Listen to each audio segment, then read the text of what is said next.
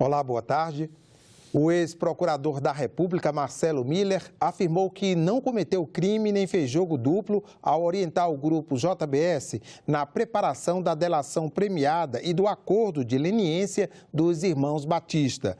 Mas disse em depoimento à CPMI da JBS que fez uma lambança. O ex-procurador da República, Marcelo Miller, fez parte do grupo de trabalho da Operação Lava Jato. Em fevereiro deste ano, pediu exoneração do cargo de procurador e, em abril, já atuava como advogado no escritório que trabalhou nas negociações do acordo de leniência da JBS. Segundo o ex-procurador-geral da República, Rodrigo Janot, os áudios entregues pelos irmãos Joesley e Wesley Batista sugerem que Marcelo Miller teria auxiliado os delatores e influenciado decisões do próprio Rodrigo Janot em futuros acordos de delação premiada com o Ministério Público Federal. Mesmo com o habeas corpus, o ex-procurador decidiu falar. Marcelo Miller negou que Eduardo Pelela, chefe de gabinete de Rodrigo Janot, e o próprio Janot tivessem conhecimento de que ele estava orientando a JBS na delação premiada e no acordo de leniência. Disse que nunca foi braço direito de Rodrigo Janot e que a relação deles sempre foi profissional. Disse ainda que o pedido de sua prisão feito pelo ex-procurador Rodrigo Janot não tinha base jurídica. O pedido de prisão foi um disparate completo, juridicamente, de parte do Procurador-Geral da República, do então Procurador-Geral da República. E eu não vou me limitar a fazer a crítica, eu vou, com a vênia do plenário de Vossa Excelência, dizer por quê. Em primeiro lugar, eu não tenho foro e não foi apontada conexão com nenhum titular de prerrogativa de foro. Portanto, o Procurador-Geral não tinha atribuição para pedir a minha prisão. Em segundo lugar, ele me imputou tipos penais que são completamente fora da marca. Organização criminosa, peraí, quais são os crimes que supostamente eu teria me articulado para praticar? Eu estava preparando uma empresa, incentivando uma empresa a se limpar. Ao ser perguntado se ele teria traído o Ministério Público, Marcelo Miller negou e reafirmou que não cometeu crime. Por que eu não traí o Ministério Público, deputado? Não traí pelo seguinte, tudo que eu incentivava a empresa a fazer era o que eu faria se eu estivesse no exercício de alguma atribuição. Eu incentivava a empresa a se remediar, a procurar as autoridades no Brasil e no exterior a dizer a verdade. A Vossa Excelência vai ver que eu não cometi crime, não. Mas eu fiz uma lambança. Ele explicou que não avaliou as consequências da decisão. Ao refletir sobre a situação, analisei que não havia crime e não havia atos de improbidade, não havia ilícito. Mas eu não atentei para as percepções, eu não atentei para as interpretações que isso podia suscitar. Eu estava fora do grupo de trabalho da Lava Jato, como membro efetivo, desde julho de 2016. Então, quando falam em jogo duplo não é uma expressão jurídica, é uma expressão coloquial. Mas a gente entende que alude à situação em que uma pessoa atua ao mesmo tempo em duas pontas antagônicas, solapando em uma o trabalho da outra. Isso nunca aconteceu. Marcelo Miller negou também que tenha orientado Joesley Batista a gravar o presidente Michel Temer. A Comissão de Constituição e Justiça deu hoje mais um passo na aprovação do pacote de medidas para aprimorar a segurança pública no Brasil. Uma das medidas aprovadas quer padronizar os dados do setor. Um dos projetos aprovados pela comissão muda a lei sobre o Sistema Nacional de Informações de Segurança Pública, Prisionais e Drogas, o SINESP. De acordo com o texto, a inclusão dos dados deverá ser feita de forma padronizada e as informações deverão estar disponíveis na internet. Além disso, os estados e Distrito Federal deverão encaminhar ao sistema a taxa de elucidação de crimes. Hoje, cada unidade, senhor presidente da Federação, tem critérios próprios de classificação dos crimes. Por exemplo, em alguns estados, os homicídios dolosos entram na categoria ou outros crimes com resultado de morte.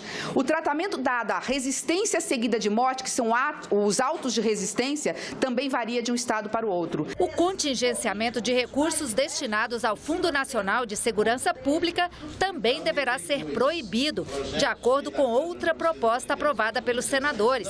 Dados do Sistema de Acompanhamento Orçamentário, o Siga Brasil, mostram que dos 4,4 bilhões de reais autorizados no orçamento de 2012 a 2017, menos de 2 milhões foram empenhados. Outro projeto aprovado pela comissão torna crime o porte das chamadas armas brancas, como, por exemplo, facas, canivetes ou estiletes. A pena prevista é de 1 a 3 anos de prisão, além de multa. O projeto deixa claro, no entanto, que não será considerado crime o uso desses instrumentos nas atividades para as quais eles foram fabricados. Foi aprovado também um projeto que prevê mais rigor na punição do feminicídio e ainda uma mudança no Estatuto do Desarmamento para permitir que moradores de áreas rurais possam ter autorização para posse de arma de fogo.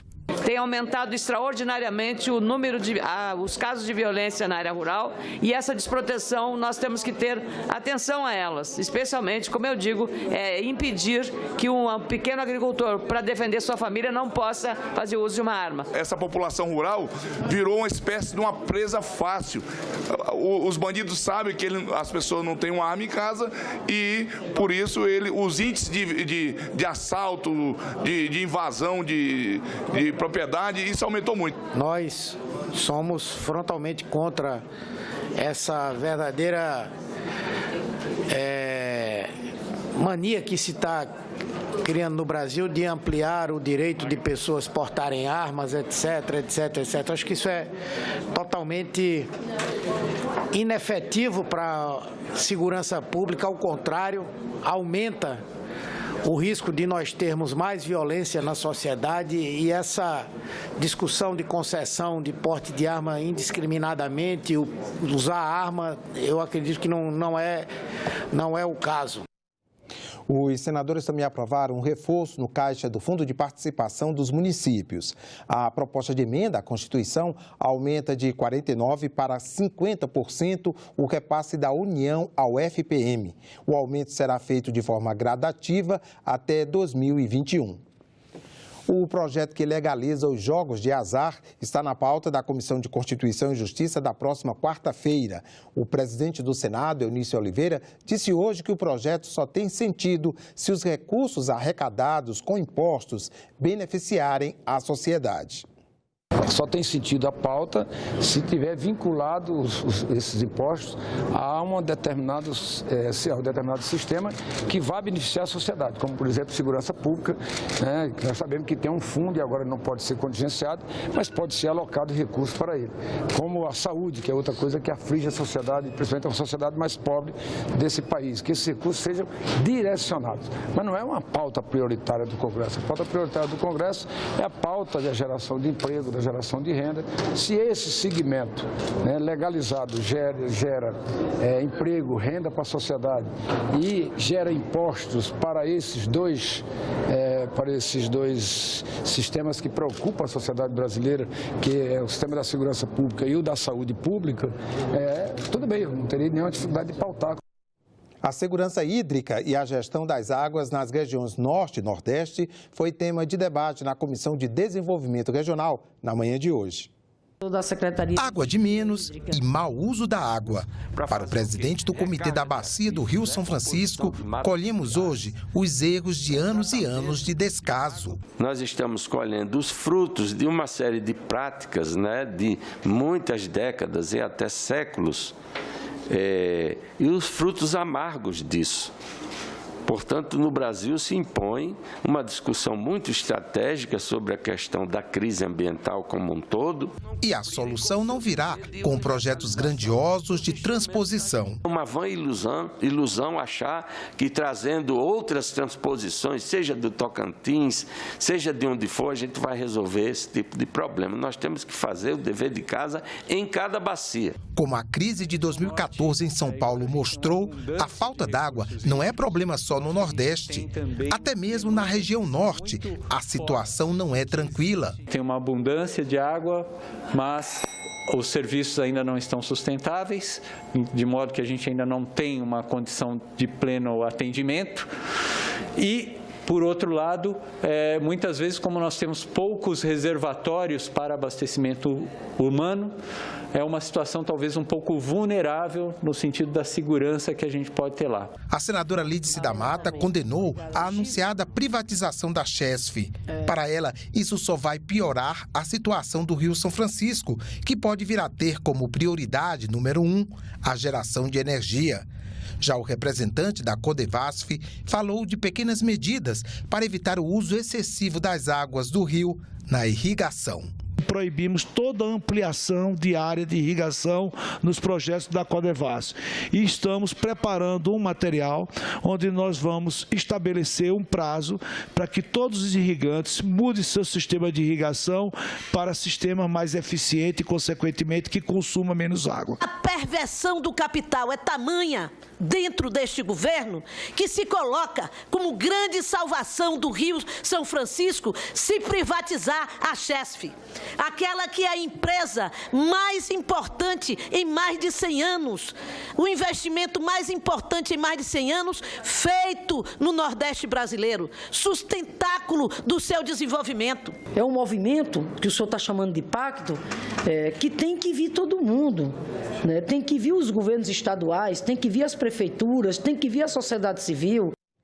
Nesta quarta-feira, o Senado pode dar o primeiro passo para que o Congresso Nacional reconheça a união estável entre pessoas do mesmo sexo. Ela já é permitida pelo Supremo Tribunal Federal há 6 anos.